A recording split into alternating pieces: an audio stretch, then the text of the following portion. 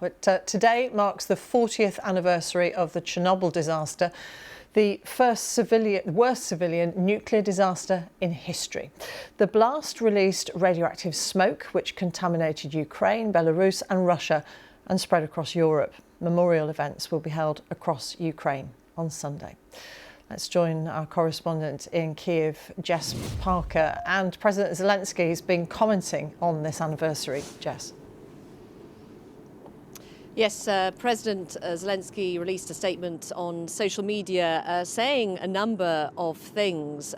Among them, may all the victims of the Chernobyl disaster, or the Ukrainian pronunciation is Chernobyl, may they rest in peace. But he also raised the issue of course, the fact that Ukraine and indeed the site itself is part of an active war zone following Russia's full-scale invasion of Ukraine back in 2022. And President Zelensky said that Russian drones were regularly flying over the plant. And of course, last year, Ukraine said a Russian drone had actually struck this shield that surrounds nuclear reactor 4, puncturing a hole in it, and further repair works are still needed in order to make that safe for the long term.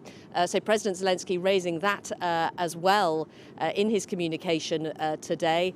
It was 40 years ago, of course, 1986, that in the early hours a safety test at nuclear reactor 4 went horribly wrong, and as you mentioned, there was an explosion spewing radioactive material into the air. To this day, there is an exclusion zone around that plant. To go in there, you need special access. We actually did go in there earlier this week, and we went to the city of Pripyat, which is situated very near the plant, but nobody has lived there for 40 years. That's a protective shield around nuclear reactor 4, where 40 years ago an explosion blasted radioactive material into the air. Last year, Ukraine said a Russian drone had punched a hole in that shield, although it's since been patched up. But it's a reminder this site lies within an active war zone. Pripyat was held up by the Soviets as a model, thriving city built for workers at the Chernobyl nuclear power plant and their families. This is what's left of the old swimming pool.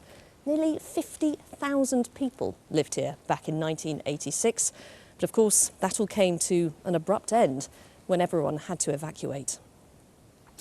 You can see plants poking up through the floor here in a building that used to house a dance hall, a radio station, a library. This place once would have been full of life. Now, it's empty, silent.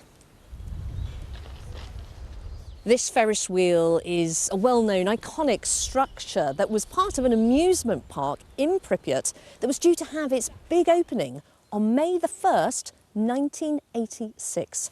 But of course, that never happened. Days before disaster struck with the explosion at the Chernobyl nuclear power plant.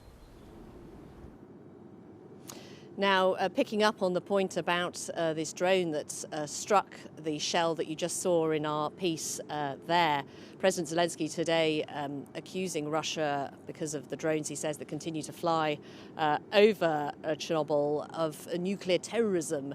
Russia has denied any claims that it attacked the plant, but it is a reminder that this issue of nuclear safety lives on in Ukraine as this war continues now into its 5th year, of course. In terms of the commemorations today and the fact that people will be remembering what happened, the official death toll stands at 31 people who died in the immediate aftermath of the disaster. But of course, studies that have looked into this suggest that the death toll and indeed the wider health impacts are much, much wider, affecting many more people. So I think as people gather today, and there was a commemoration in the early hours to mark the moment that the disaster happened, those victims will be remembered here in Ukraine, but in other places as well. And of course, a point to pick up on there when we were walking around Pripyat, yes, that city was evacuated fairly soon after the disaster, but of course there was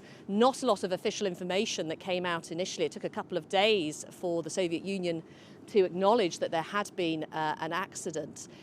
So the Soviet Union was accused of a cover-up at the time. So it's something that is still continues to be discussed to this day here in Ukraine. Jess, thank you very much. Jess Parker in Kyiv.